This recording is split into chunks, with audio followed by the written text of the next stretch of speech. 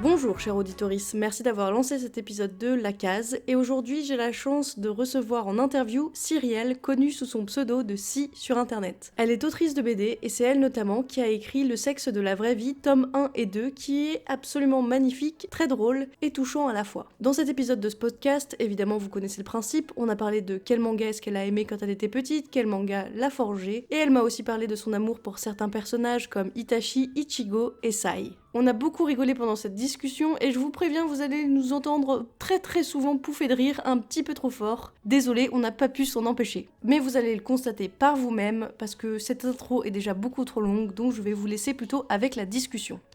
Bonjour et bienvenue dans le quatrième épisode de La Case, et aujourd'hui je reçois une invitée toute spéciale, c'est Si ou Cyrielle, et je suis archi contente de la rencontrer, déjà. Ça me fait plaisir. Et je suis hyper contente aussi que tu aies accepté de participer à ce podcast. Bah écoute, plaisir partagé. Hein, vraiment. Donc aujourd'hui, on va parler évidemment de manga.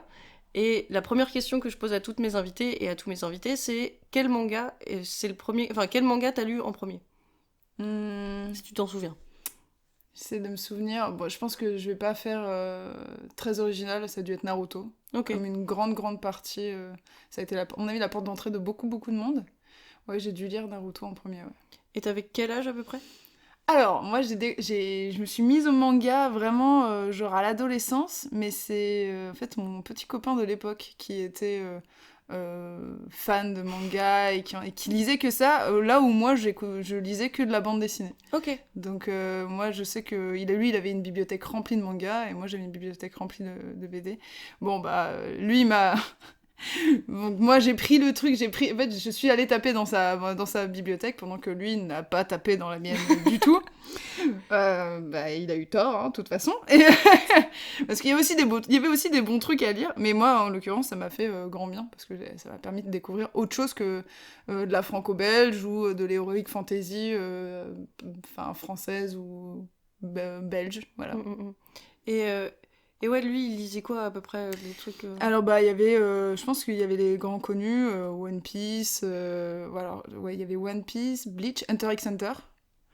Donc ça je les ai lus aussi. Bah, c'est cool, au moins t'as pu lire ça gratos, Ah ouais, tranquillement. totalement. Après j'en ai acheté aussi, hein, j'ai Ouais. participé, d'ailleurs il s'est barré avec le bâtard. Et...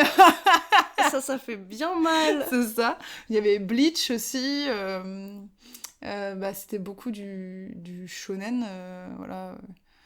Et puis d'autres mangas type Love Story. Voilà. Oui, parce que du coup j'ai contacté Si pour savoir est-ce qu'elle était ok ou pas et quel manga t'as vraiment marqué, et tu m'as dit Love Story, j'étais là what.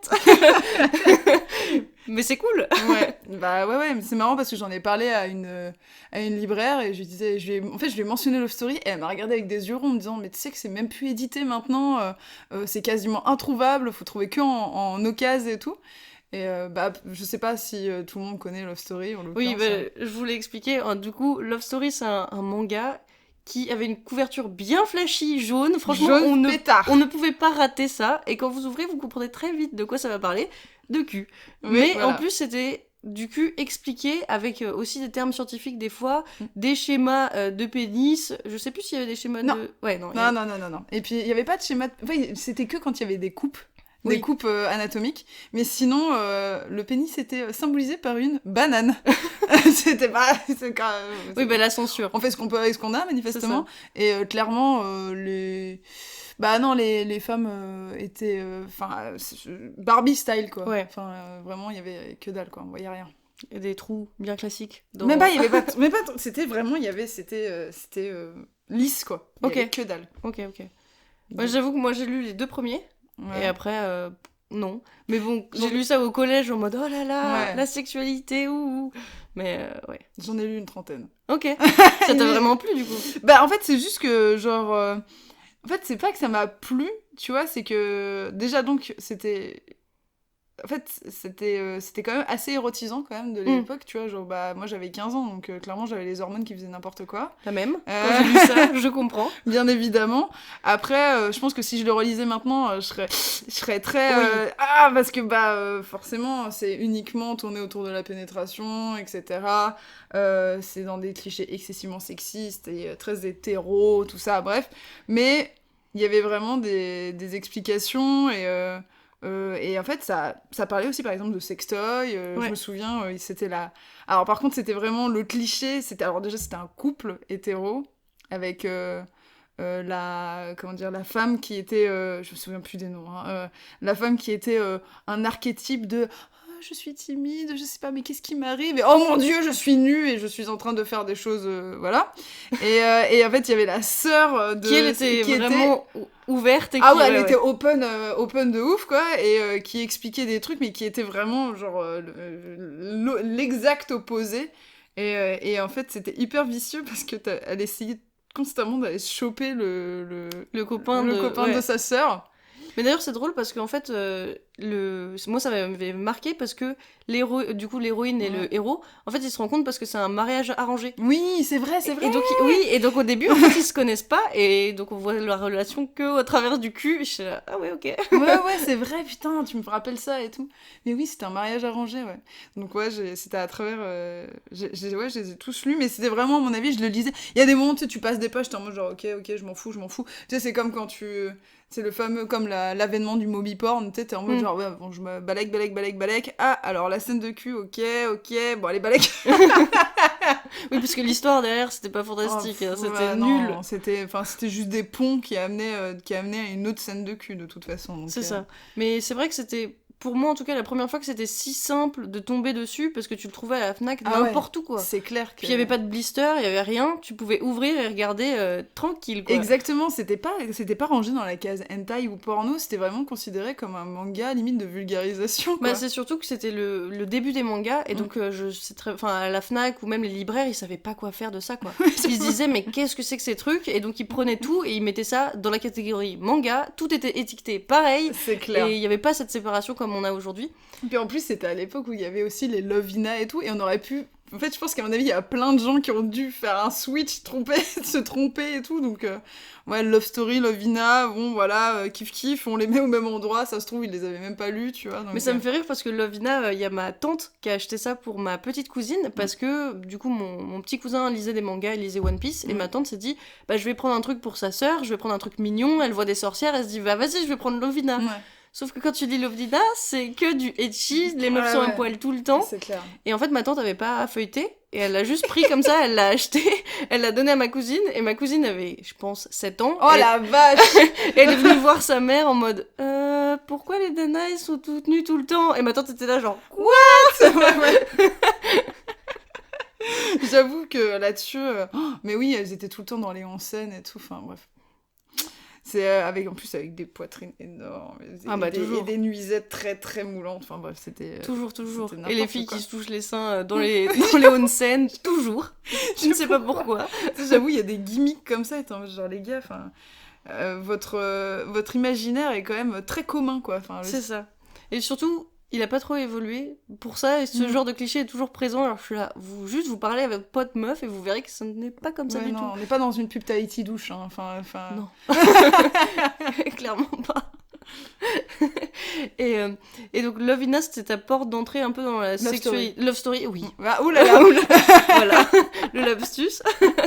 C'était ta porte d'entrée dans plutôt la sexualité, ou t'avais déjà lu des BD sur du cul ou pas du tout? En fait, moi, c'était pas ma porte d'entrée parce que j'avais déjà pratiqué avant de tomber là-dessus. Parce que j'ai rencontré mon premier petit copain assez jeune, etc.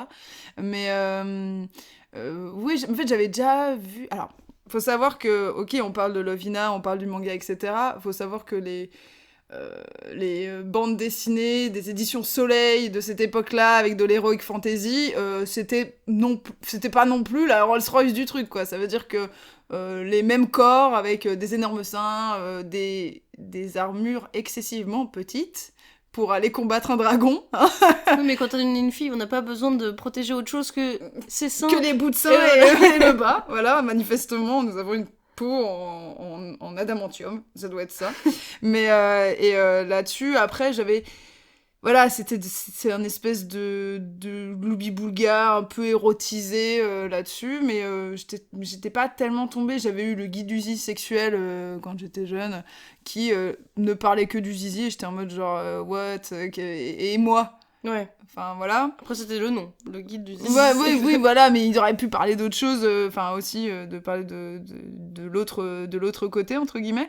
Mais sinon, non, en fait, ouais, vraiment, quand j'y repense, parce que moi, je commence à avoir, on dirait mère grand, je commence à avoir mon âge, ok, les enfants. En fait, Internet venait tout de commencer, et j'avais pas accès par exemple, à l'imagerie érotique ou au porno qu'il peut y avoir maintenant, en fait. Et par exemple... j'étais toute chose quand je tombais sur le film du samedi soir, tu sais, genre... après, je sais plus... Enfin, voilà, quoi. Donc, le film porno qui était... ou non, le film... érotique. Érotique. C'était pas porno qui passait. Donc voilà. Mais oui, c'est vrai que c'était les premières fois où je voyais du cul explicite dessiné et que je pouvais lire... sans avoir à me planquer ou me sentir... Je me sentais pas sale, en fait, quand je le lisais. Je me dis, en fait, vraiment, je le lisais à côté, mon petit copain de l'époque jouait aux jeux vidéo, et moi, je le lisais comme ça, à côté. Ah ouais ok. Ah ouais, non, rien à foutre. C'est énorme. Mais ouais, parce que... Mais c'était... En fait, ça lui appartenait, c'était à lui. Donc, lui, il les avait lus, donc moi, je les lisais aussi, quoi. Ouais, pas de gêne. Ah non, il n'y avait pas de gêne là-dessus. Ouais, tant mieux. Ouais. Parce que moi, je me souviens de la première fois que j'ai lu, donc, Love Story. Ouais. Parce que j'étais avec une pote, et bon, les hormones en feu, tout ça, la 4e, voilà. Et je sais pas pourquoi on était allé à la Fnac, on était tombés dessus, et on l'avait acheté à 2. Ouais. Et donc, on avait acheté le tome 1 et le tome 2. Et donc, chacune de nous devait garder un des 2 tomes, et on était là, putain, comment on va faire et tout. Parce qu'on voulait pas que quelqu'un tombe dessus. Et puis même les couvertures étaient quand même aussi un peu explicites. Oui, bah oui, je me disais, si je mettais ça dans ma bibliothèque... Ça va se griller un peu vite. Voilà. Et donc, on avait lu ça sur un banc, au milieu d'un parc. Mais non. Et on était là, genre... Oh, on était toutes choses sur le banc à genre lire ça chacune à côté, et on était là genre, oh, c'est gênant quand même. Oh, dis donc, il fait chaud. Hein. Ouais, c'est ça. Exactement. Et après, quand j'étais rentrée chez moi, je l'avais planqué je sais plus où. Je crois à l'intérieur de mon tabouret, parce que mon tabouret s'ouvrait en 2, du coup j'avais mis ça là-dedans. Ah ouais, d'accord. Alors que lui, non, il était dans sa bibliothèque. Après, je pense que vraiment, il y avait un côté, genre, ses parents s'en foutaient. Et après, c'est peut-être aussi mieux accepté chez les hommes qui faisaient du porno qu'une meuf. Pour moi, ça me passait même pas au travers de l'esprit que c'était possible. Ouais, c'est vrai. C'est vrai qu'à cette époque-là... Après, ouais, il le planquait même pas, parce qu'après, ses parents n'avaient aucune idée. Ils en avaient rien à foutre du manga, de toute façon. Donc, je pense que lui, il a juste mis ça comme ça. Mais... ouais, non. C'est vrai que le porno pour les meufs, à l'époque, c'était vraiment, genre... C'était même pas concevable. Non, en fait. Ça n'existait pas. Déjà, même parler de masturbation pour les femmes, c'était pas radiophonique du tout, mais fallait voir sa tête. Non, mais moi, je crois que je connaissais même pas le mot à l'époque. Ah ouais, la masturbation. La masturbation, non. En 4e, je connaissais pas. C'est vrai que c'est le grand oublié, hein, de toute façon. Oui. Genre, on a tendance à parler de la mécanique de la reproduction, mais alors par contre, tout ce qui est plaisir, même encore maintenant, hein, plaisir solo... c'est le grand oublié de la sexualité. Ce qui m'a sauvé, c'est vraiment Internet. Parce que, après, bon, il y avait des mecs, genre dans la classe, qui faisaient « Oh, je me masturbe », ce genre de truc. Ouais. Et donc là, j'étais là « Ce quoi ? Ok ». Et du coup, j'avais googlé, et j'étais là « Ah, mais je connaissais la pratique depuis longtemps, mais juste, j'avais pas de mots. » Oui, c'est ça. Et puis aussi, il y avait ce truc-là de...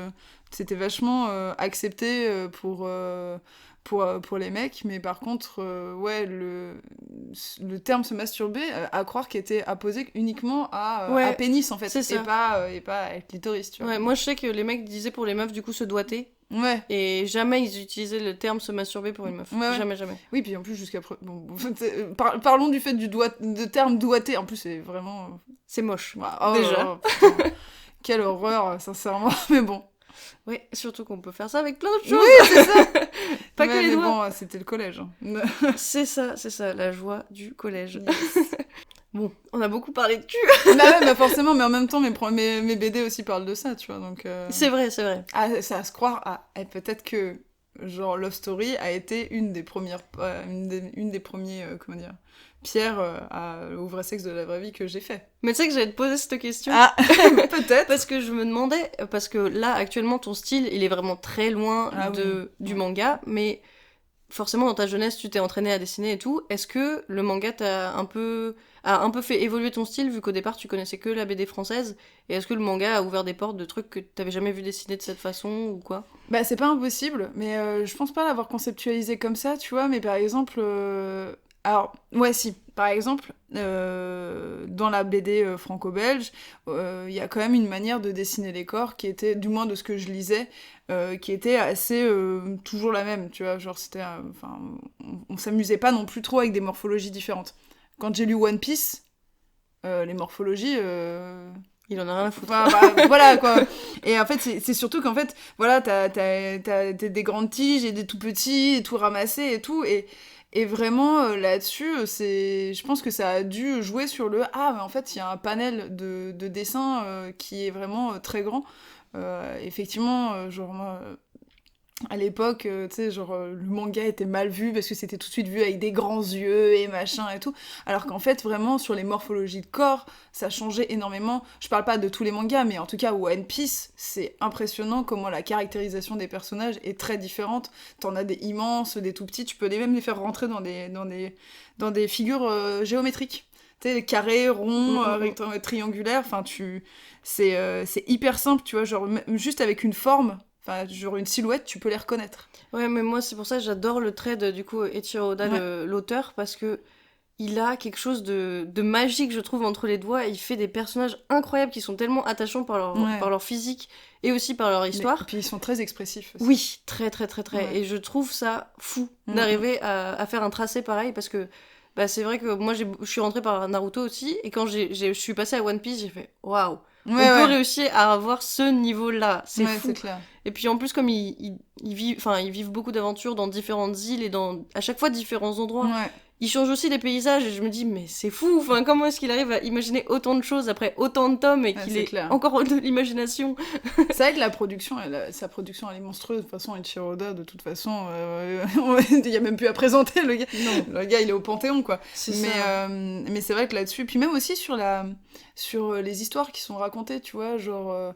moi, enfin, tu sais, quand tu passes de l'Heroic Fantasy, moi, de ce que je lisais à l'époque, c'était...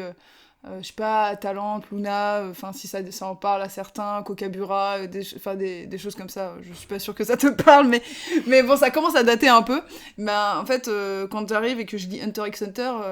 la claque. Là, c'est assez... voilà. Ouais. On se demande ce qui s'est passé entre temps, et c'est vachement bien, tu vois, même Bleach. Après, moi, enfin, Bleach, j'ai nourri beaucoup d'affection pour... comment il s'appelait, ce cher ami Ichigo. Que dans ma tête, il était absolument pas roux, mais bon... forcément, c'est pas en couleur, c'est en noir et blanc, le manga, mais bon... je sais pas, à chaque fois qu'il disait qu'il était roux, dans ma tête, je me disais, mais pourquoi dans ma tête, il est pas roux, bref, peu importe. Mais ouais, c'était hyper intéressant. Graphiquement aussi, c'était assez beau, tu vois, genre Bleach et tout. Après, j'ai lu il y avait plein d'autres choses. Attends, j'essaie de me souvenir. À cette époque, il y avait quoi? Il y avait Full Metal? Ouais, alors Full Metal, je suis passée complètement à côté. Okay. Mais parce qu'en fait, vraiment, mes portes d'entrée, c'était ce que lisait mon petit copain de l'époque. Donc j'en ai pas tellement acheté. Genre là, par exemple, il y a pas tellement de choses qui me revient. Si, j'avais acheté un manga de patins à roulettes qui s'appelle Gear. Ah oui, Gear, très connu. Il y avait genre 30 tomes ou un truc comme ça. J'avais acheté ça. Et c'était plutôt pas mal, mais j'ai pas tellement accroché. C'est marrant, enfin, ça me remonte maintenant. J'ai des trucs qui me remontent comme ça, voilà. C'est cool. Ouais, est-ce que t'en lis toujours aujourd'hui des mangas? Eh ben, ça s'est un peu tassé, je t'avoue. En fait, je sais plus, t'as pu voir ma bibliothèque derrière, c'est plus de la bande dessinée. Je pense que... Par contre, le dernier manga là, que j'ai acheté, je pense que ça fait partie du manga, Nausicaa, voilà, c'est celui-là, parce que tout le monde me dit « Mais faut que tu lises Nausicaa !» Et ce à quoi j'ai fait « Ok, je vais lire Nausicaa. » Et c'est très beau, magnifique. Ah, c'est incroyable. Sublime. En plus, je sais pas si tu sais, mais en fait, il a étalé l'écriture de Nausicaa sur plus de 10 ans, je crois. Ouais, parce qu'à chaque fois qu'il travaillait sur un film, il mettait Nausicaa en stop, et après il reprenait, après il mettait en stop. Ouais. Et tu te dis, mais quoi? En même temps, il a genre dessiné Nausicaa et travaillé sur Totoro. En même temps, il est très précurseur aussi sur tout ce qu'il raconte. Et non, c'est impressionnant. C'est fou. Mais génie, hein. Lui aussi au Panthéon. Clairement. Mais Hayao Miyazaki, mais Wow. Ouais, c'est un délire. Un boss. Et sinon, là, sinon, c'est plutôt dans comment ça, le manfra, c'est un nom, ce truc-là. Les mangas Le manga français. Bah, le dernier, j'ai les Last Man, en fait, que j'ai acheté. J'ai pas suivi encore. Je suis pas assez... En fait, j'ai plus l'habitude des séries. En fait. Parce que vu que c'est beaucoup de one-shot que j'aime pas trop l'appellation, mais type roman graphique, en fait, quand j'ai des suites, je suis en mode genre, mais attendez, tu vois, j'ai à la bourre tout le temps. Mais tu sais qu'il existe beaucoup de one-shot aussi dans les mangas. Je n'ai pas beaucoup lu, je t'avoue. Si, il y en a plein parce qu'il y a... En fait, il y a des auteurs qui publient dans les magazines très connus, genre le Shonen Jump, ce genre de trucs, ou l'équivalent dans le shoujo, mais il y a aussi des magazines qui sont beaucoup plus niches et qui visent des publics avec déjà un trait qui est très différent et qui ont des histoires carrément différentes et qui, eux, font des one-shots parce que forcément, ça va pas se vendre en 50 milliards d'exemplaires. Donc, ils visent plutôt le one-shot que... écoute... tu me fais découvrir un truc parce que je savais pas. Mais en même temps, c'est logique. C'est pas parce que c'est manga qu'il y a forcément des séries, etc. Ouais, écoute, j'irai regarder. Et même, c'est drôle parce que la BD a aussi beaucoup influencé le manga. Donc, par exemple, Hayao Miyazaki, pour Nausicaa, il a été énormément inspiré par Moebius. Ah bah oui. Et en fait, ces deux auteurs même se vouaient à un mutuel respect. Ils se sont même rencontrés plusieurs fois. Ils ont même eu une expo ensemble à Paris en 2005. Et c'est fou parce que leurs travaux en fait se répondent parce qu'ils ont chacun des inspirations qu'ils ont puisées de l'un et l'autre et c'est un truc de dingue parce que le planeur de Nausicaa est en fait inspiré d'un truc de Moebius et puis Moebius c'est sur inspiré de Miyazaki. Sur le traité mais c'est un délire, tu vois, genre, c'est clair que par exemple, toutes les couleurs de Moebius, tu peux excessivement les appliquer à Nausicaa en fait. Tu pourrais totalement les faire rentrer dans la même symbiose. Quand tu mets le doigt dessus, effectivement. Ouais, mais après, les histoires sont, par contre, complètement différentes. Non, bien sûr. Ouais, et non, franchement, je trouve ça cool aussi de mettre en parallèle BD et manga, parce que pendant longtemps, il y a certains artistes qui prêtaient pas attention aux BD, mais ça commence vraiment à bouger. Et donc, on voit actuellement des traits qui n'ont rien à voir, même dans le manga, des trucs nouveaux qui sont émergés grâce aux BD françaises. Et tu vois, par exemple, Last Man, qui a été publié... Non, c'est pas Last Man, c'est Radiant. Je sais pas si tu vois, ça a été publié au Japon, et ça, je trouve ça fou. C'est trop bien. Donc, Radiant, pour ceux qui savent pas, c'est un manga français, et il y a 12 tomes, je crois, actuellement, un truc comme ça. Et il y a eu même un animé qui a été coproduit France-Japon, et il y a eu la saison 2 actuellement qui est en production, qui est en train d'être publiée, je ne sais plus. Mais ouais, non, mais c'est vrai que ça marche bien. Mais c'est fou, ce côté où on avait tendance à mettre en opposition. Ça n'a pas de sens, hein. C'est comme si tu mettais en opposition la sculpture et la peinture en fait. Et encore ça fait peur. Et encore on a le même médium, ça veut dire que même dans les écoles dans les écoles d'art françaises, si tu dessinais type manga, t'étais une merde en fait. Tout simplement parce que tu dessinais, et même encore maintenant il y a encore ce truc là très dur de tu dessines manga donc c'est de la merde, alors qu'en fait le panel des écritures, parce que j'ai du mal à dire style, mais c'est des écritures graphiques à quel moment dessiner manga devrait être moins bien, c'est assez aberrant. Mais je pense aussi, les Français ont peut-être aussi eu peur parce que les mangas sont arrivés comme une vague et un choc de génération, parce que c'était les, entre guillemets, jeunes qui lisaient ça. Et donc les plus adultes, c'était là, mais qu'est-ce que c'est que ce truc auquel ils avaient aucun code qu'ils comprenaient, tu vois. Et je me dis, c'est normal que quand tu rentres pas dans cet univers, tu t'en sens complètement exclu et t'es là, quoi. Oui, puis mais alors plus déjà, il y a certains niveaux, c'est marrant parce que moi, mes parents étaient assez réfractaires au manga, mais par contre, n'avaient aucun problème à me faire lire de la bande dessinée. Là où certaines personnes, c'est genre, ah non, tu vas pas lire de la bande dessinée, c'est des trucs pour les enfants, tu vas lire des vrais livres. Ça, je l'ai encore entendu en salon, là. Lire des vrais livres. C'est en mode genre, ok, super, merci, ce n'est pas un vrai livre, donc la bande dessinée. Bon, peu importe. Mais là-dessus, ouais, genre, c'est marrant, j'ai l'impression de l'associer à cette vague où il y avait eu les animes qui étaient arrivés à la télé, où Ségolène Royal était monté au créneau là-dessus, où il y avait, avec le Club Dorothée, tout ça. Donc je crois que c'est l'héritage en fait de tout, genre le Japon, cette violence, je sais pas, à croire qu'on voit dans le manga une violence après, exacerbée aussi, à cette époque-là. un des premiers mangas qui est arrivé sur le sol, c'est quand même Akira. Ouais. Et t'es là... Waouh, ouais, oui, effectivement, c'est pas tellement un truc... En plus, c'est pas brandé pour les enfants, quoi. Enfin, Akira, c'est quand même d'une violence. Ça, c'est sûr. Et en plus, c'est une esthétique toute particulière. Par exemple, si on dérive là-dessus, par exemple, un de mes films préférés... bon, il y a bien sûr les Ghibli ou les Ghibli, enfin, prenez le truc qui vous convient, c'est Paprika. Ouais. Mais c'est divin. Enfin, c'est incroyable. Et vraiment, mais par contre, je mets mes parents devant Paprika, pète un câble. Qu'est-ce qui se passe? Ils ont tous pris de la LSD. Ça, c'est vrai. Ouais. Quand t'es pas habitué, c'est compliqué, quoi. Ouais. Mais du coup, les Ghibli ou les Ghibli sont une très bonne porte d'entrée aussi, je trouve, parce que c'est beaucoup plus, on va dire, soft. Ah ouais, ça c'est part clair. moins dans tous les sens, à part peut-être Chihiro. Oui, Chihiro, j'étais en train de voir j'étais en train de voir les cochons, là, tu vois. Mais encore, comparé à Paprika, ça va. C'est tranquille, tu vois. Ça va. Ça va. Mais du coup, si tes parents étaient réfractaires au manga, est-ce que toi... Enfin, comment t'as fait pour les faire rentrer chez toi? Genre, tu t'en foutais, tu les achetais et... Ils rentraient pas chez moi, ils rentraient chez... Enfin, mes parents étaient pas en mode genre, non, tu vas les brûler, ils faisaient pas un autodafé de manga. Mais en fait, c'était chez mon copain de l'époque où il y avait les mangas, donc il y avait... il y avait tout qui était là-bas, tu vois. Okay. Après, j'en ai acheté, moi, de mon côté, quand j'ai eu mon appartement et que j'étais seule. Donc, j'ai acheté une bonne palanquée des Bleach. Et c'est marrant parce que j'ai entraîné mon frère, qui est beaucoup plus âgé que moi, qui, après, quand j'avais plus de place, m'a racheté... à tarif préférentiel, vraiment beaucoup moins cher que ce que... Et en fait, tous les Bleach, en fait. Et il les a récupérés, il les a lus, et au final, lui s'est fait piquer aussi au passage, tu vois. C'est marrant ça, parce que je pense qu'il y a beaucoup de gens aussi, c'est la famille qui influence. Moi, je sais que tous mes cousins cousines ont lu à un moment donné dans leur vie des mangas à cause de moi. Le prosélytisme. Mais c'est ça. Mais des fois, il y avait mes oncles et mes tantes qui étaient là. On a encore acheté des mangas à cause de toi, tu saoules. Bah ouais. Mais mon neveu, là, mon plus grand des neveux, c'est marrant parce qu'il est encore dans Naruto, quoi. Ouais, bah oui. Mais tu sais, tu vois, genre, il a 11 ans, moi je le lisais quand j'avais 15 ans, enfin, c'est pour dire à quel point c'est... Ouais, mais c'est pareil avec Dragon Ball, tu vois.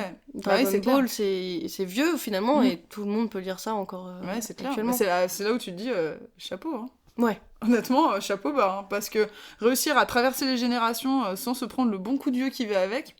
Bah, c'est clair que moi, par exemple, les Tintins, j'avais du mal. Hein. Oh là là. Le pire étant les Alix de ma grand-mère, de ma mère, que j'ai jamais réussi à lire. Les Alix? Ouais. Non, c'était pas ça. Alix? Si, c'est un mec blond, bouclé, qui est genre un espèce de gladiateur ou je sais pas quoi. Il se battait avec des... Non, pas Raon. Non, Raon, il est tout nu dans la forêt, je sais quand même qui c'est. Oh non, Alix, j'ai pas ça. Ouais, je te montrerai un visuel. Mais c'est moi la BD que mon père lui collectionnait, c'était Yoko Tsuno et c'était vachement bien. C'est sur enfin vachement bien. Faudrait que je la relise parce que là encore tu dis c'est le truc de l'époque. C'est sur en fait c'était une figure femme racisée, elle était asiatique et spationaute, on peut dire, genre cosmonaute. Enfin elle était pas cosmonaute, elle était dans une station spatiale, ce que je me souviens. Et ça, à l'époque, genre, la meuf, elle est, elle est dans l'espace, elle est en combinaison, elle vit des aventures, et elle est asiatique, et voilà, enfin, faut quand même, pour l'époque, c'était quand même assez impressionnant, quoi. C'est clair, punaise, c'est ouf. Et est-ce que t'as un personnage ou une qui t'a vraiment marqué, et auquel t'as pu un peu, t'assimiler? Parce que moi je sais que quand j'étais plus jeune, quand j'ai lu des mangas, il y a beaucoup de personnages que j'ai vraiment appréciés et dans lesquels je me suis retrouvée et du coup j'étais là, je vais suivre cette série jusqu'à ma mort. Et moi c'était pas tellement... Enfin j'ai pas eu vraiment ça à part, tu sais, genre les attachements amoureux que tu peux avoir où tu fantasmes un peu fort, tu vois. On a compris sur Ichigo. Excuse-moi. Mais non, je me souviens d'avoir été très marquée par Hisoka dans Hunter x Hunter. Mais qui était un équivalent du Joker, en fait. Enfin, qui avait ce... Oula, s'il y a des puristes, je vais me faire tuer. Mais enfin, voilà, et ce côté un peu clown flippant, voilà. Après, de ce qui me revient, j'essaie de me souvenir... Et d'héroïne qui t'a marqué. Et justement, j'essaie de sortir... déjà, faudrait que je retrouve le nom. Dans Naruto, c'était Tenten, j'aimais bien. Ah, putain, parce que... En fait, pour t'expliquer quand même, parce que il s'avère que je te parle de Naruto comme si c'était normal et ça, mais en fait, j'étais tellement fan de Naruto que j'étais sur un forum qui s'appelait Way of Naruto, Ok. et j'ai produit une quantité de fan art assez impressionnante. Absolument pas dans la mouvance de mon féminisme actuel. Ah bah Ça oui. veut dire que c'était quand même très... Bon, fallait que jeunesse se fasse, disons, et vraiment j'ai produit, et aussi une quantité de fanfiction. Moi aussi. Beaucoup trop de fanfiction. Érotique moins de 18 ans. Ouais, pareil. Eh bah oui. Nous sommes trouvés, c'est bon. Sur l'univers de Naruto, donc Itachi aussi a grandement alimenté mes Ah, fantasmes. c'est drôle, moi pas du tout. Moi c'est plus Naruto, tu vois, les petits mignons Mais non. rigolos. Si, moi Oh clairement. non. Moi les brins ténébreux comme ça, chiants, moi je m'en fous. Non, Itachi, il était pas Prince Ténébreux, c'était Sasuke qui était plus Prince Ténébreux. Bah, Itachi, je sais pas ce qu'il te faut quand même. Hein. Oui, bon, il y a la moitié du visage qui est caché, et la moitié... J'avoue, il avait toute la gueule de caché. Mais oui. Qu'est-ce que... Quoi? N'importe quoi. Et j'avais phasé sur Sai. C'est... tu sais, il Oui. dessinait. Ah bah il dessine. Du Et ouais, coup, mais par contre, il était tellement avant-gardiste, il avait un crop top, alors que... Souvenons-nous du crop Oui, top oui. de Sai. une petite minute de silence pour le croque-top de Sai. J'avais phasé dessus et je me souviens, j'avais fait une fanfiction érotique qui avait été censurée par la modération tellement elle était trop hardcore. Et j'étais genre, ok. Genre vraiment, on m'envoyait des retours en disant, est-ce que tu peux édulcorer s'il te plaît, parce que... Ah ouais? Ouais. C'est ouf. C'était... Ouais, bah oui, Mais il était avec qui? Parce que, avec est-ce que Tenten. Ok. Ça y est, Tenten. Et j'avais fait Sakura et Itachi, et ça c'était assez basique, il me semble. Et j'avais inventé un personnage, Konoha, machin, bref, peu Ok. importe. Ah, c'était marrant, c'était beaucoup d'hétéro. Moi, c'était plus. Ouais, c'était hyper hétéro, moi. Moi, Je savais c'était pas eu de- cet éveil-là, du Ok. tout. Ouais. Moi, c'était surtout homosexuel que Ouais. je lisais ou que j'écrivais. Ah ouais? Ouais. Ah ouais, non, moi j'étais passée à côté de ça. Si, j'avais lu des amourettes entre Naruto et Itachi, si j'avais dû en Mm. lire. Moi, c'était Naruto Sasuke plutôt. que je Ah bah oui, préférais. ouais. Mais j'ai- Forcément.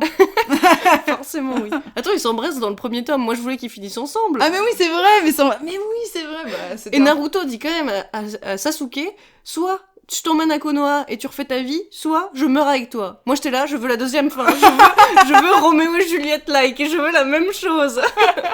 J'avoue. Du Bah, coup j'étais un peu déçue à la fin. J'étais là, bah, j'aurais oui, voulu bah. qu'il meure dans les bras de Sasuke. Oh là là.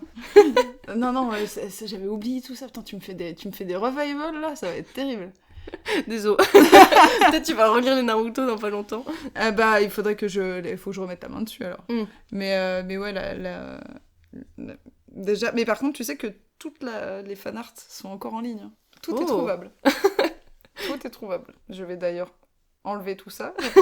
Peut-être garde-les dans un disque dur pour... Ouais, genre juste pour se faire un petit truc de shame, tu vois. Tu sais, C'est tu ça. fais ça le pique un peu dossier les de yeux. la honte. J'avoue. Mais je sais que les fanfictions érotiques les plus hardcore ont été virées, de toute façon. C'est ouf ça.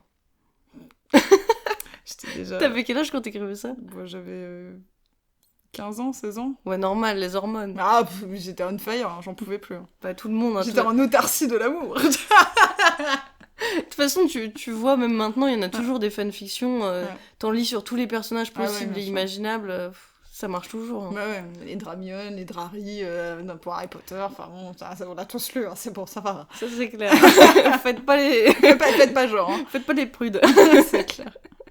Mais je trouve que les fanfictions, c'est vraiment aussi une belle porte d'entrée pour créer Ouais, et pour ouais. écrire pour expérimenter et tout. Je trouve ça cool.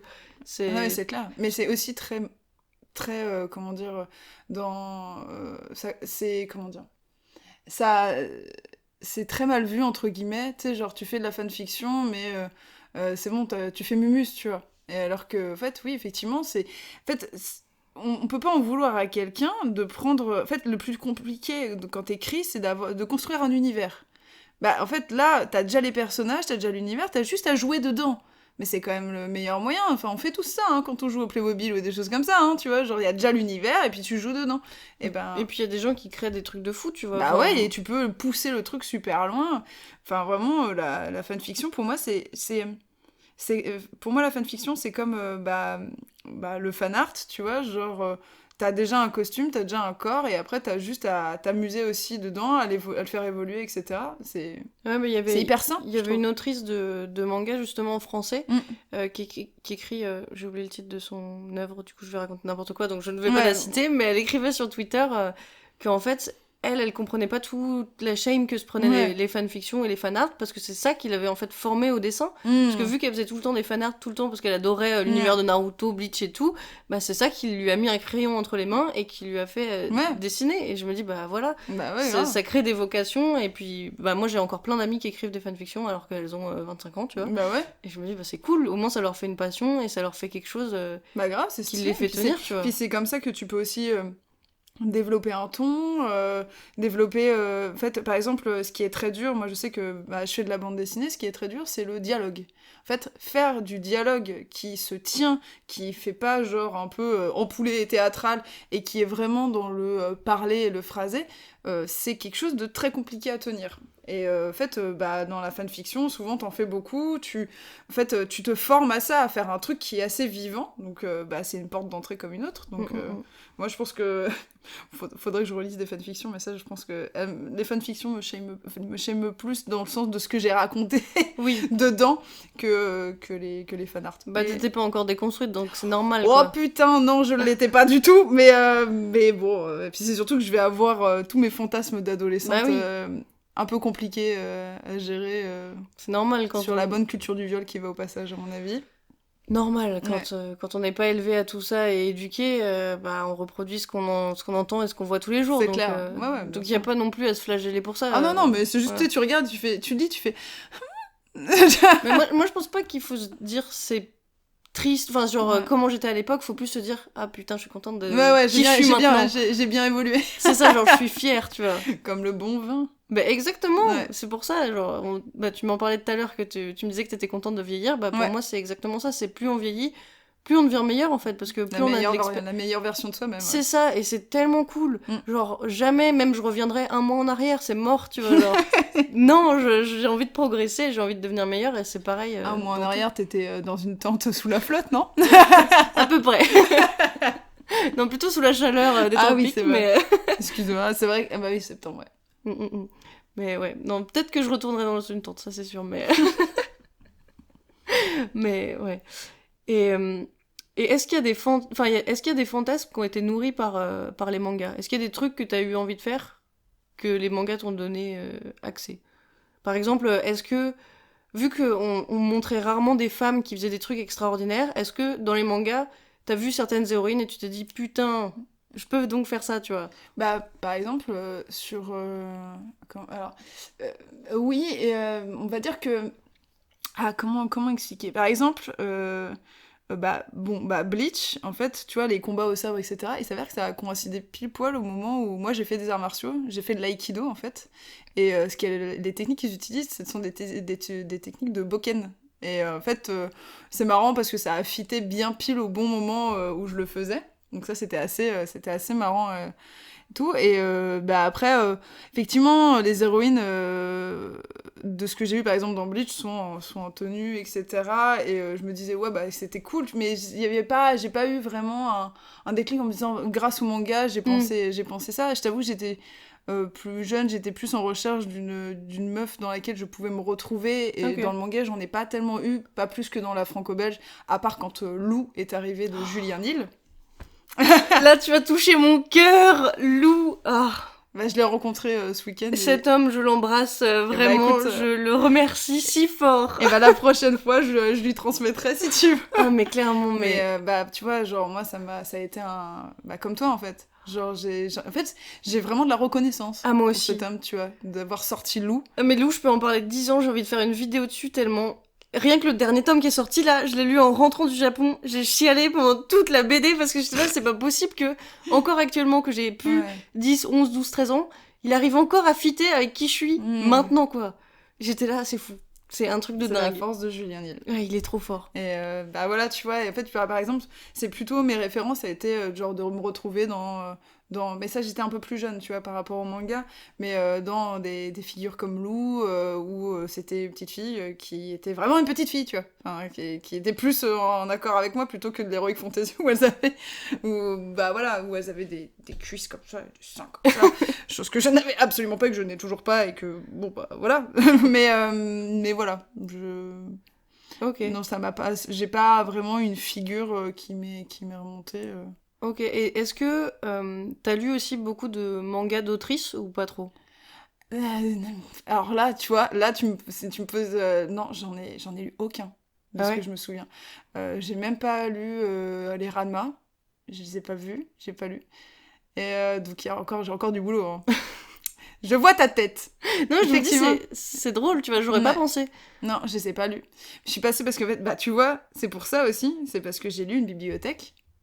T'as lu une Si. bibliothèque? Bah, j'ai lu la bibliothèque Ah oui. de De ton copain. de mon ex-petit copain, tu vois. Donc, en l'occurrence, tu vois, là-dessus, je pense pas qu'il était hyper éveillé. Il y avait pas Ranma, tu vois. Donc, vu qu'il y avait pas Ranma, j'avais pas cherché, tu vois. Autant, tu vois, dans la bibliothèque, là, j'ai plus quasiment d'autrices que d'auteurs, tu vois. Mais c'est vrai que là-dessus, j'ai un gros gap à... Enfin, j'ai encore beaucoup de choses à lire. Mais à part ton ex-petit copain, est-ce Mm. que dans ton entourage, il y avait pas d'autres gens qui pouvaient te prêter des mangas ou quoi? Que dalle. Ah ouais? Personne. Ah non, non. Mais J'avais genre, peur. t'étais en cours où? Dans la banlieue parisienne ou J'étais en banlieue profonde Ok. dans le 77, mais très profond? très loin. Ok. Le 77, c'est très grand, tu vois. Mais en fait, c'est juste qu'il n'y avait pas énormément. Puis ça se partageait pas tellement. Et puis au CDI, il n'y en avait pas. Ah. Au CDI, il n'y en avait pas. Et il y avait ce truc-là où j'étais en mode, genre, je prenais ça comme si... J'avais quand même un attrait supplémentaire pour la bande dessinée. Mais je pense qu'on m'a pas mis non plus les bons trucs au bon moment, Ouais. tu vois. Bah, après, j'ai quand même eu un éveil, mais ouais, j'ai pas... des autrices, j'essaie de réfléchir. Non, non, Bah, t'as bah, pas... j'en ai une... Fruit de basket, c'est Ouais. une autrice. Et bah, on m'en a donné deux, là. Oui. Tu vas lire le bien. C'est c'est Bulldop. Je sais pas si tu... C'est une vidéaste qui fait du booktube qui m'a dit tiens, prends ça. Donc ça regroupe, je crois, 2 tomes. J'ai Oui. les 4 premiers tomes. Ah oui, c'est la nouvelle édition Yes. de Delcourt. Elle me les a donnés, elle m'a dit tiens, lis ça. Donc voilà, j'ai Fruit de basket qui va arriver. Yeah. Il est dans ma bibliothèque, je le vois là, il me regarde. Parce que c'est drôle, les deux filles que j'ai interviewées précédemment, tout le monde m'a parlé de Fruit Basket. Ah en ouais mode, ah, ce manga est trop bien. Ah bah écoute, faut que je le lise alors. Ouais, parce que vraiment, c'est un trop bon shoujo. Eh bah écoute. Avec des bonnes valeurs et tout, et plein de persos, en plus plein de persos masculins qui sont si différents et variés et incroyables. Et je crois qu'il y a même un personnage transsexuel dedans. Ah ouais. Oui, genre ce manga est Ouais, fou. d'accord. Ce manga est fou. Ok, Vraiment, bah écoute. c'est trop bien. J'adore Fruit Basket. Eh bah écoute, je vais dire ça. Ok, et donc je suppose que tu n'as pas lu des shoujo, finalement, pas tant. Bah, à part Lovina, où j'ai dû passer vite fait dessus. C'est pas un shoujo. shoujo, ok. Qu'est-ce que j'ai lu? Si, il y en a... Mince, avec une petite fille. Une petite fille et un couple... non, c'est une petite fille et son père... Merde, comment ça s'appelle? Ouais, je sais plus, j'ai plus le nom. J'ai plus le nom. Sur une petite fille très drôle qui est avec son père et il y a 3 sœurs qui emménagent à côté. J'ai lu que le premier, donc ça sert à rien que je t'en parle. Si le dernier que j'ai lu mais que j'ai pas accroché du tout, ça s'appelle Art. Pas lu. C'est sur... alors, le gap est monstrueux. En gros, c'est la Renaissance italienne dessinée en manga. Ah mais oui, ok, je vois très bien. Et vraiment, j'étais en mode genre, waouh, le grand écart est tellement énorme. Et en même temps, je trouve ça hyper cool de l'avoir fait. Mais en fait, là, les gimmicks, ils sont tellement forts que genre de je n'y arriverai pas, je vais y arriver, ah, sensei, machin, Mais après, on m'a dit, il y a plusieurs personnes qui m'ont dit, ah, mais ça, c'est le premier tome, le tome 2, elle s'émancipe vraiment de ce gars et elle fait d'autres trucs super cool. Je devrais peut-être donner plus, essayer. Plus de chance, ouais. Mais bon, moi, si ça me happe pas tout de suite, j'ai tendance à refermer rapidement, malheureusement. Mais oui, c'était un... Alors par contre, les décors étaient ouf, au niveau du dessin, c'était assez ouf, mais par contre, Ouais, l'histoire t'a pas touché, quoi. C'était trop bizarre, cette ce truc, c'était 2 choses complètement différentes qui rentraient en même temps, tu vois, genre... C'est la pizza ananas, quoi. Enfin, Mais... Ça me fait penser que ma grand-mère m'avait offert la Bible en manga. Mais non. Mais si, ça existe. Oh là là. Ça existe. C'est pas très beau, mais... Ah bah j'imagine. Bah, tu sais, il y a les Mormons qui font des bandes dessinées aussi. Hein, donc, je savais pas non plus. Voilà, ils savent très bien s'y prendre. Hein. Mais ouais, la Bible en manga, ça m'avait fait bien délirer. J'étais genre... C'est trop drôle, ça. Ouais. Mais en même temps, ça fait un peu... Enfin, du coup, j'ai un peu lu ça comme un vrai manga, maline, quoi. Ta grand-mère. Mais... de toute façon, ma grand-mère, à chaque anniversaire, je lui demandais quoi? Des Naruto, des mangas, du coup, même actuellement, je lui demande toujours ça. Donc elle est là, ok, j'ai compris, c'est vraiment ta passion, on va t'offrir que ça. On va la faire revenir dans le droit chemin par les mangas. C'est ça. Non, en vrai, elle est pas trop chiante avec la religion, mais juste, elle s'était dit, pour les gosses, c'est peut-être une porte d'entrée. Oui, pour apprendre aussi l'histoire de cette religion. C'est ça. Bon, j'ai lu la moitié du truc, et après j'ai fait, bon, adieu. Il y a Naruto, c'est mieux, allez. Ça suffit. C'est clair. C'est une autre religion. C'est ça. C'est autre chose. Je sais plus ce qu'on disait. La religion en manga. Arts, les...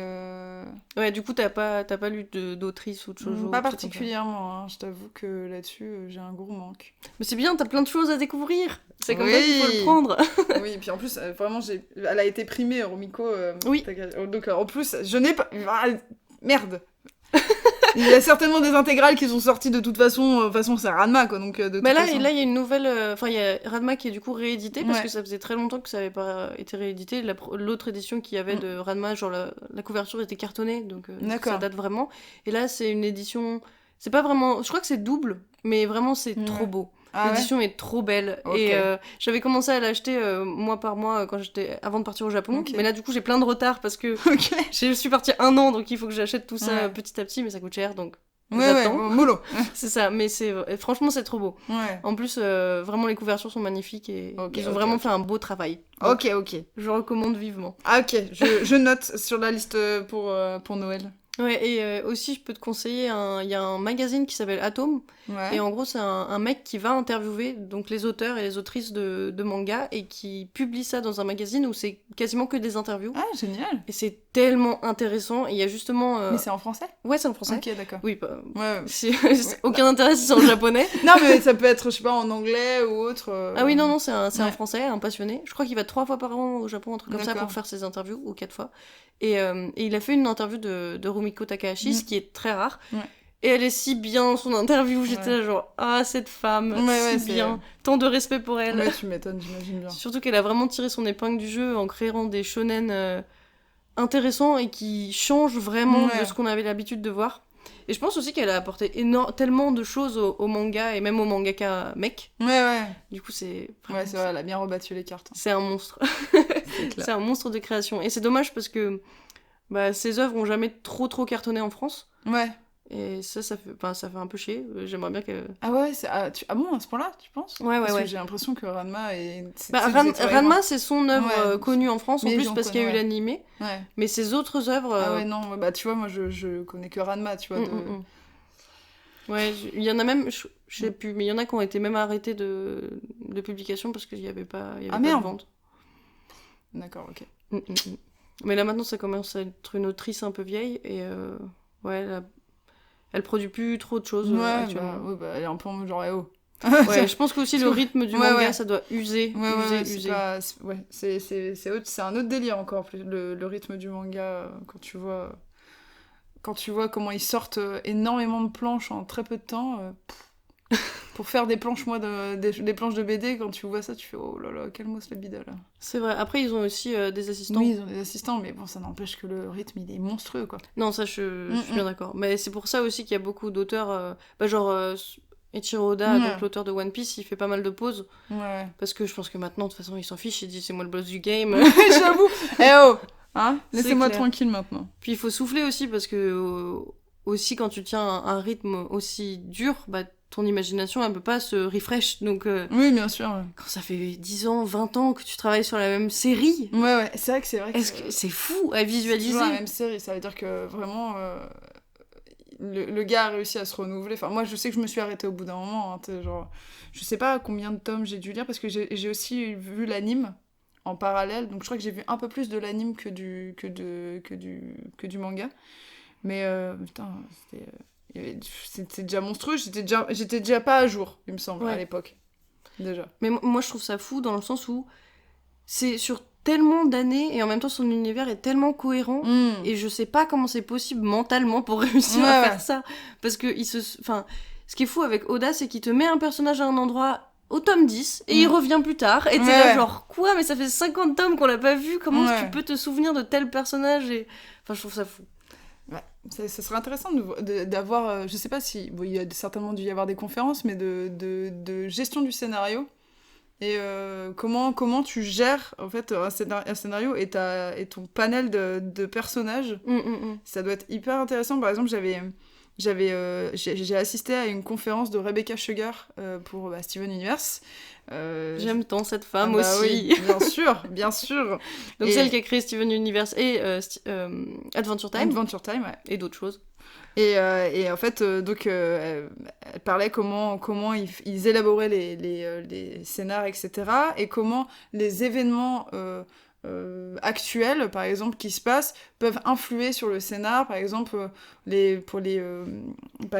pour les mariages, le mariage homosexuel, des choses comme ça, comment ça avait aussi influé dans Steven Universe et tout. Bon, c'était déjà hyper LGBT friendly, mais comment ils ont réussi à mettre l'accent encore plus dessus et tout. Et la gestion du scénario, c'était hyper intéressant. Enfin, puis en plus, c'est du génie, quoi. Hein Steven Universe, je regarde pas de série, c'est la seule série où, genre, tous les midis, je regardais et je mangeais en regardant... Steven. Mais je suis pas à jour, hein. Moi non plus, je suis pas à jour. Je suis pas à jour non plus. Ok, d'accord. J'ai pas vu le film encore et tout, il faut que je le fasse. Oui, j'ai beaucoup de retard. Moi non plus, je l'ai pas vu. Mais c'est cool que t'aies regardé Steven Universe. Là aussi, je trouve que c'est un bon mélange de trucs qui viennent de plein d'univers différents et c'est un énorme melting pot tellement rafraîchissant, c'est trop cool. Et je trouve ça bien aussi parce qu'il y a eu un moment où les cartoons, ça m'intéressait un peu moins parce que justement ils creusaient pas leur univers comme j'avais l'habitude dans les mangas. Et là, ça y est, je trouve que il y a un step up et ça y est, ils comprennent que faire des cartoons avec tout le temps la même histoire, les méchants qui apparaissent au même moment, c'est chiant, ça emmerde tout le monde. C'est clair. Ah non, et donc il faut proposer des trucs intelligents. Les plots de Steven étaient genre mais non. Clairement. Mais non. Vraiment, c'était hyper... comment dire, ça faisait très longtemps que j'avais pas eu ça dessus. Et puis surtout, l'attachement des personnages et les fusions. Oui. Et puis en plus, je trouve aussi qu'ils ont très bien compris le fait que quand t'es enfant, tu vas te projeter sur ces personnages-là. Et du coup, c'est cool de faire un univers aussi... pipou, mais en même temps qui traite de sujets si importants et forts et qui passe ça en plus en mode normal, allez-y prenez, c'est gratuit. Totalement. Et il n'y a pas de jugement et c'est trop bien, je trouve ça fou. Vraiment Steven, c'est si bien. Yes, regardez-en. Et j'aimerais bien par contre que dans les mangas il y ait des œuvres aussi fortes pour tout le monde. Et c'est ce que j'ai un peu du mal en ce moment dans le manga pour retrouver ça justement. D'accord. Parce qu'il y a un peu moins d'inclusivité, mais c'est parce qu'ils ont une culture complètement différente que je ne juge pas, mais qui est différente, donc forcément ça donne des œuvres différentes. Bien sûr. Même s'il y a quand même quelques œuvres LGBT qui commencent je suis pas du tout au fait. Moi, Oui. Je te montrerai tout ça. Oui. Et d'ailleurs, vu que t'es venu ici et que tu ne connais pas le principe de ce podcast, du coup c'est cool. Mais en fait, je décide à chaque invité de leur offrir des mangas. Ah ouais? Ouais. Qui correspondraient dans l'idée à quelque chose qu'ils pourraient aimer. Ou qui peuvent correspondre aussi à la personne. J'espère que t'as pas ramené genre un truc que je dis art. Non. Bah, vu la tête que t'as fait sur le moment, je pense que c'est bon, t'auras su. Non, du coup. Ah! On m'offre des cadeaux, c'est super. Et ouais. Oh là là. Du coup, je t'offre les 3 premiers tomes de Ma vie dans les bois. Mais oui, t'en avais parlé sur... Mais oui, c'est tellement ça, merci. Justement, c'est l'éco-construction, mais oui. Voilà, donc pour ceux qui savent pas, Cyrielle, sur son Instagram, elle partage tout le temps ses stories de rénovation de maison, de petites plantations dans son jardin et tout. Et j'avais fait une vidéo sur les mangas et l'écologie, et j'avais parlé de ce manga, et en le voyant dans ma bibliothèque, je me suis dit, c'est ça qu'il faut que je lui offre. Mais oui. Donc Ma vie dans les bois, ça raconte l'histoire d'un mec qui est mangaka et qui a décidé un jour que ça suffisait de vivre à Tokyo, ça suffisait de payer des prix exorbitants pour son loyer et de vivre dans un 10 mètres carrés. Et il s'est dit, je vais aller vivre à la campagne, la grande aventure. Il a annoncé ça à son éditeur et tout. Et Trop bien. personne l'a cru, et au final, il l'a fait. Il a construit sa Chef. propre maison de ses mains. Il a vécu dans une tente pendant 1 an pour construire sa maison. Oh la vache. Et c'est vraiment trop impressionnant. C'est trop cool. Et après ça, quand son éditeur est venu lui rendre visite, en fait, il s'est rendu compte que, ah ouais, en fait, il a vraiment construit sa maison de A à Z, et il s'est dit, bah, ce serait trop bien que tu fasses un manga sur le sujet. Donc, chaque tome traite d'un sujet différent. Donc, le premier, ce sera surtout la construction de sa première maison, parce que le gars s'est pas arrêté là. Ouais. Il a construit 2 maisons, un sauna, et puis je sais plus quoi, et t'es là, quoi? Et vraiment, c'est trop bien. Mais tu sais que ça me fait penser à toute la mouvance, je sais pas, sur YouTube, bon bref, des vidéos sur, ça s'appelle Primitive Technology, et les mecs, ils se font des, genre ils prennent de la boue et du bois, et puis hop, Roulet Jeunesse, ils ont un canif, et ils font genre un temple, le truc c'est un délire quand même, et ouais, c'est trop bien. Oh bah c'est trop une bonne idée. Parce que j'avais vu ta vidéo, et je m'étais dit, mais c'est trop cool et tout, je me souviens de ça. Ah bah merci. Bah de rien. Non mais en plus, vraiment... Je devais bosser moi. je trouve ça fou parce que pour le coup, le texte là-dedans est hyper... Déjà, la traduction, je voudrais vraiment mettre un point là-dessus parce que Akata s'est vraiment donné pour trouver des traducteurs qui vraiment font leur métier avec passion. Ouais. Et du coup, chaque terme est vraiment cherché et vraiment... Bah, c'est le bon en fait, c'est le bon terme du bon truc. Et même il y a des coupes biologiques au bout d'un moment d'arbres et tous les mots sont corrects et j'étais là, waouh! Ah ouais, parce que toi tu. Oui, bah, du coup, pour ceux qui savent pas, j'ai fait des études d'ingénieur dans le domaine du bois. Donc bon, bah, voilà. Je connais un peu. Et du coup, j'étais là, genre, c'est trop bien. Oui, parce que parfois c'est un peu. Genre la traduction est un peu. Bon, ils prennent un mot pour un autre. C'est ça, alors que là, pas du tout, c'est incroyable. Et bah, trop cool. Je suis trop contente, bah merci beaucoup, c'est adorable. Et peut-être ça te donnera des idées pour ta maison ou ton potager. Ah bah attends, je vais raser la maison, puis je vais aller couper du bois et vivre dans une tente. Oui, j'avoue. Bon allez, chérie, on abandonne l'isolation et le confort moderne, on va se mettre dans une tente. Et on va aller creuser des trous et faire des tulles avec de la glaise. Par contre, ils isolent pas leur maison, ça me perturbe un peu. Mais ça, c'est un délire, hein, par contre. Mais au Japon, c'est pas du tout un truc qui est répandu d'isoler ses maisons. Donc, c'est pas du tout dans leur culture. Mais c'est quand même des rondins de bois. Ouais, non, normalement, faut mettre un peu de torchis pour que ça isole un peu. Bon, bah. Quand même.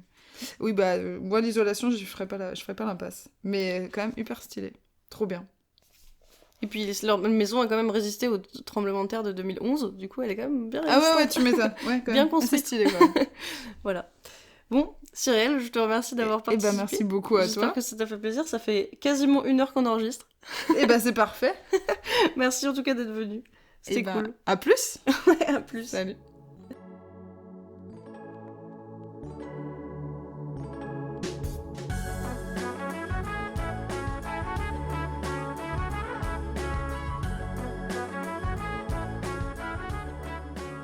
Merci chers auditeuristes d'avoir écouté cet épisode de La Case. Je vous rappelle que si vous voulez tous les liens pour les réseaux sociaux de Si jamais vous ne la connaissez pas, vous pouvez aller checker en barre d'infos ou dans les notes du podcast. Sachez que Cyrielle, je le rappelle, est autrice de BD, elle a sorti 2 tomes de sa BD Le sexe de la vraie vie, mais aussi vous pouvez la suivre sur ses réseaux sociaux. Je vous conseille Instagram, elle est vraiment très drôle, elle parle des réparations de sa maison, des petits légumes, de comment est-ce qu'ils poussent dans son jardin et de plein d'autres trucs. En ce moment c'est Noël, donc elle vous conseille pas mal de BD cool à lire et à acheter. Sur ce, je vous laisse, je vous fais des gros bisous et à la semaine prochaine!